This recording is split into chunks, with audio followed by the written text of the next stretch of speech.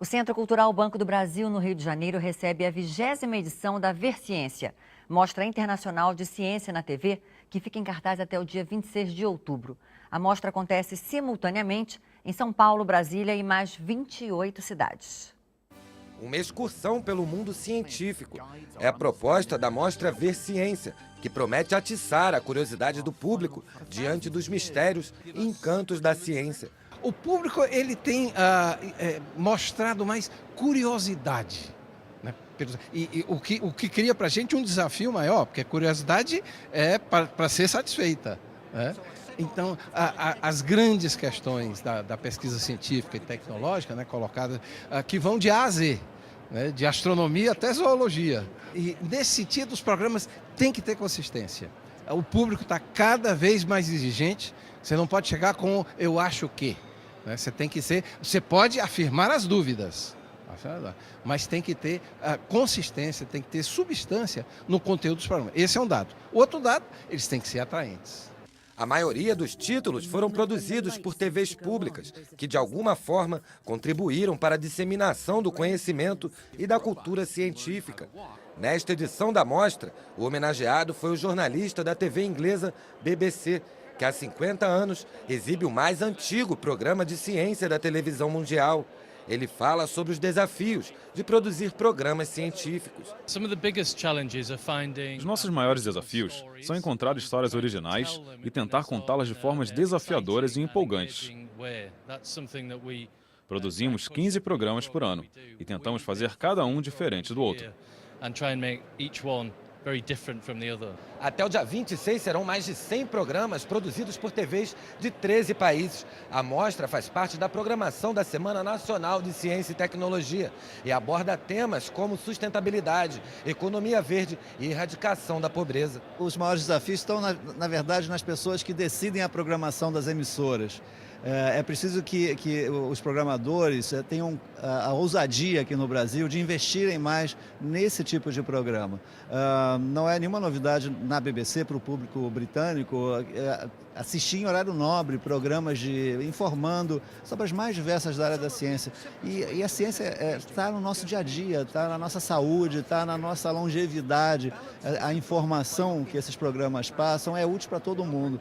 E também é uma forma de você assistir televisão com prazer.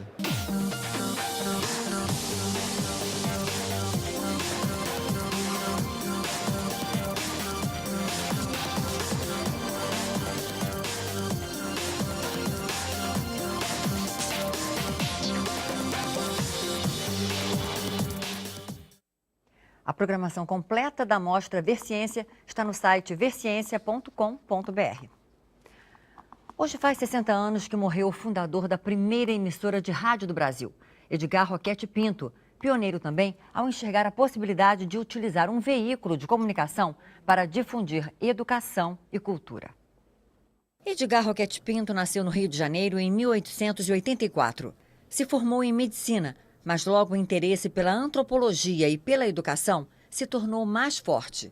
Foi professor assistente de antropologia e de história natural. Depois de estudar os índios nambiquaras, durante uma passagem pela missão Rondon, no norte do Brasil, publicou em 1917 o livro Rondônia, Antropologia Etnográfica, considerado um clássico da antropologia brasileira. Em 1922, ano em que o Brasil comemorava o centenário da independência, foi realizada a primeira transmissão de rádio no país, um discurso do então presidente Epitácio Pessoa. Roquete Pinto viu o rádio como uma forma revolucionária para a educação. Convenceu a Academia Brasileira de Ciências a comprar o equipamento norte-americano e criou a primeira rádio do país, a Rádio Sociedade do Rio de Janeiro, fundada no mesmo ano. Em 1936, Roquete Pinto doou a rádio ao Ministério da Educação, que a transformou na Rádio MEC, hoje parte da EBC, a empresa Brasil de Comunicação. Roquete Pinto ocupou a cadeira 17 da Academia Brasileira de Letras e morreu no dia 18 de outubro de 1954. Hoje cedo, os nadadores brasileiros Alan do Carmo e Ana Marcela Cunha confirmaram os títulos masculino e feminino na Copa do Mundo de Maratona Aquática. Os dois só precisavam entrar na água nesta última etapa em Hong Kong para garantir as conquistas. Ana Marcela conseguiu 2 feitos inéditos. É a primeira tricampeã e a única a receber medalhas nas 8 etapas do Mundial. Ela já havia vencido a competição em 2010 e 2012. E começaram hoje as quartas de final da Série C do Campeonato Brasileiro. Os duelos em jogos de ida e volta definem quem sobe para a Série B do ano que vem. Em partida transmitida pela TV Brasil agora há pouco, Macaé e Fortaleza empataram em 0-0. Já o CRB de Alagoas venceu Madureira fora de casa. No segundo tempo, aos 7 minutos, Gabriel de cabeça fez CRB 1-0. Aos 37, Marcelo Macedo fez mais um 2-0. 1 minuto depois, Felipe Augusto reduziu para Madureira. Final, Madureira 1, CRB 2. O CRB pode perder o segundo jogo por 1-0, que passa para as semifinais. O Paysandu recebeu o Tupi. Na segunda etapa, Augusto Recife, de pênalti, colocou o time paraense em vantagem. Aos 17 minutos, Bruno Veiga ampliou 2-0. Aos 40, Bruno Barros fez o gol do Tupi. Final, Paysandu 2, Tupi 1. O Paysandu joga por um empate na próxima partida para se classificar. E amanhã tem mais um jogo pelas quartas de final da Série C. A TV Brasil transmite a disputa entre Salgueiro e Mojimirim às 6 horas da tarde. Sem disputar a Série B desde 2004, quando foi rebaixado para a Série C, o Mojimirim vai precisar superar um tabu. Há 12 anos, o Sapão não vence um time de Pernambuco, terra natal do adversário de hoje, o Salgueiro. A última vitória veio com placar por 2-1 em cima do Santa Cruz em 22 de setembro de 2002. O jejum assusta, mas se resume a apenas 5 jogos, já que o time paulista deixou de enfrentar times pernambucanos desde que saiu da Série B. Já o Salgueiro entra em campo em clima de recuperação. O time amargou 2 rebaixamentos em 2 anos seguidos. Primeiro para a Série C em 2011 e depois para a Série D em 2012. No ano passado, o clube conseguiu a classificação de volta para a Série C. Agora, o Salgueiro conta com um jejum do Mojimirim para superar o último rival na busca pelo acesso à segunda divisão do Campeonato Brasileiro. Pela Série B, na Arena Pernambuco, o Vasco perdeu para o Santa Cruz e caiu para a 3ª posição na tabela.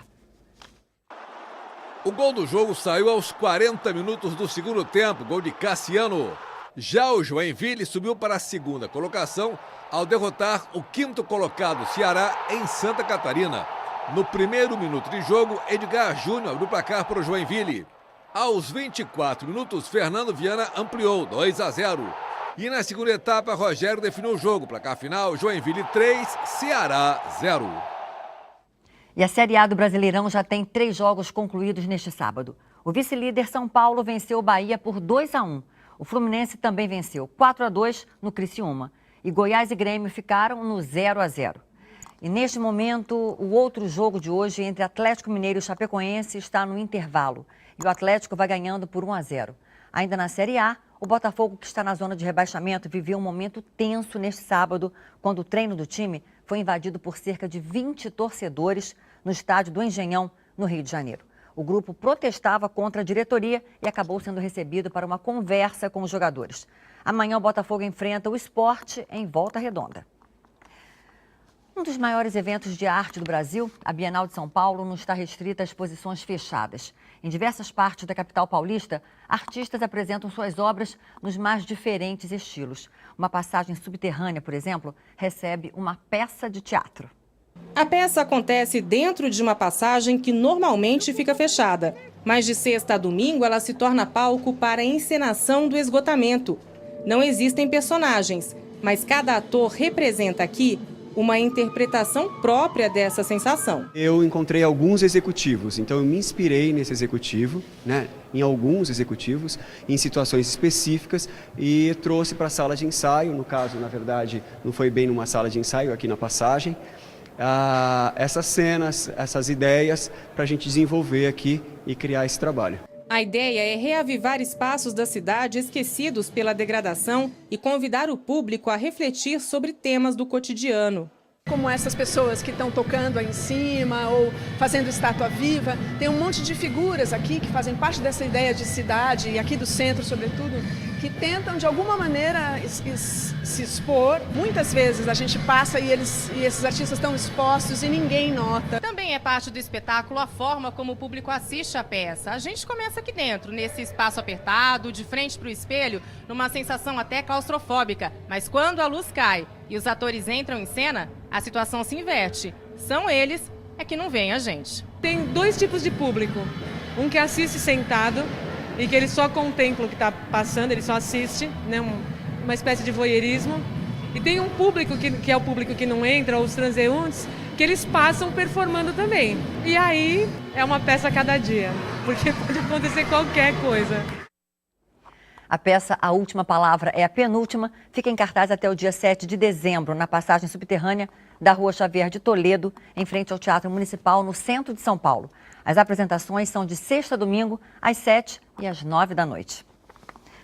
E o Repórter Brasil termina aqui e volta na segunda-feira em 2 edições, ao meio-dia e às 9h10 da noite, pelo horário de Brasília.